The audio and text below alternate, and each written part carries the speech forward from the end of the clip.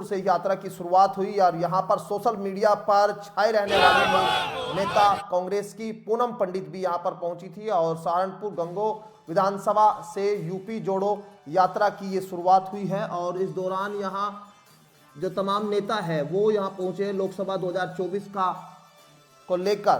पूनम पंडित ने भी कई बड़ी बातें कही। उन्होंने कहा कि लंबी रेस का घोड़ा थोड़ा देर रुक सकता है लेकिन फिर लास्ट तक जीतता है। सहारनपुर मां शाकुंभरी का आशीर्वाद लेकर गंगो से शुरू हुई ये यात्रा और इस दौरान क्या कुछ कह रहे हैं एक बार आपको वो सुना देते हैं।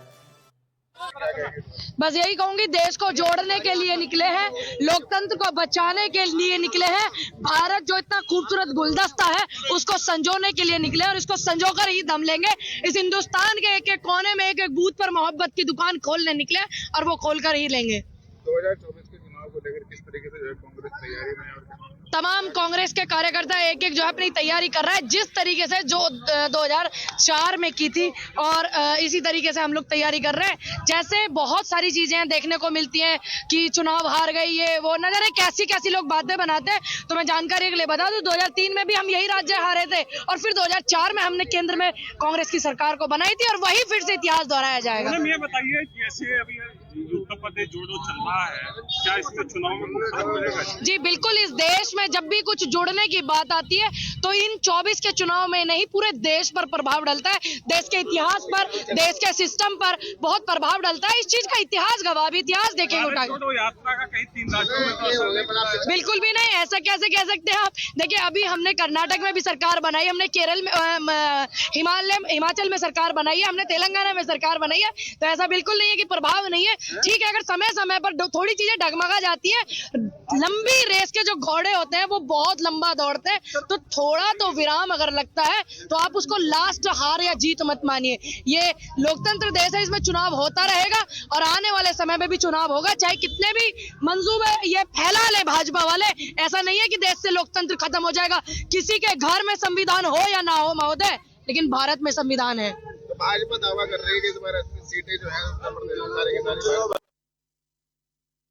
तो ये भी दावा करती थी कि बेटियों के हम अत्याचार रोकेंगे और बेटियों को दंगा घुमाया जा रहा है। भाजपा ये भी दावा करती थी किसान की आय दुगनी करेंगे और किसान आत्महत्या कर रहा है, किसान आंदोलन कर रहा है, नौजवान बेरोजगार है। वो तो ये भी दावा करती थी। आज देश का रिकॉर्ड उठाइए 2014 से पहले का और 2014 के बाद का उठाइए, इस देश में रिकॉर्ड कायम है।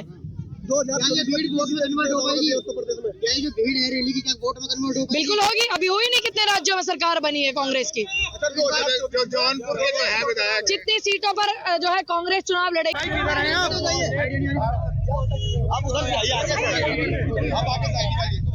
जोड़ो यात्रा शुरू की गई है, आप पीछे किसी भी तरह से आगे ले आइए। आम आदमी को ढूंढने के लिए किसान, मजदूर, महिलाएं, व्यापारी हर वर्ग जुड़ रहा है। सभी लोग परेशान है उत्तर प्रदेश की सरकार से। पूरी तरीके से यात्रा के पीछे है ना, तबाही मचा रखी है, पूरा उत्तर प्रदेश को ध्वस्त कर रखा है। नौजवान को नौकरी नहीं, व्यापारी को व्यापार नहीं, किसान को गन्ने का मूल्य का भुगतान नहीं, गन्ने का दाम नहीं मिल रहा।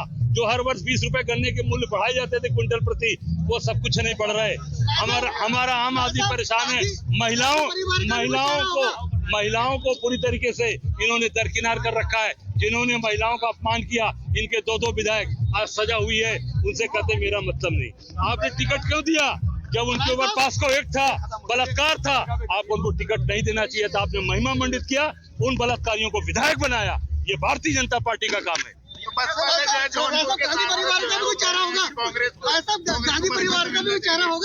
गठबंधन के अब ये उनकी अपनी सोच होगी। हम लोग जनता से मिल रहे हैं, ये यूपी जोड़ो यात्रा जनता से मिल रही। बस हो गया।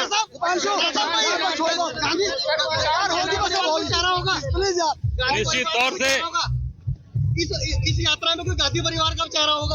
बिल्कुल ये उन्हीं के दिशा निर्देश पर, उन्हीं के दिखाए हुए रास्ते पर जैसे भारत जोड़ो यात्रा चली, उस तरह से यूपी जोड़ो यात्रा चल रही। खड़गे साहब पीएम को क्या अरे खड़गे साहब हमारे नेता हैं, खड़गे साहब राष्ट्रीय अध्यक्ष हैं हमारे।